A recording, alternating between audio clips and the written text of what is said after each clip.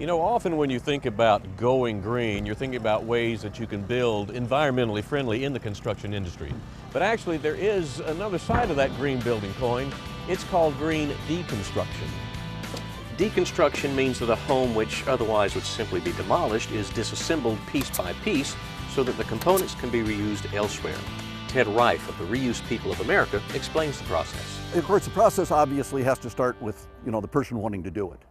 And as a nonprofit organization, that helps immensely, because the materials then that are salvaged from the job like this is treated as a donation to the homeowner. So they have a tax donation which offsets the cost of deconstruction. Deconstruction does cost more.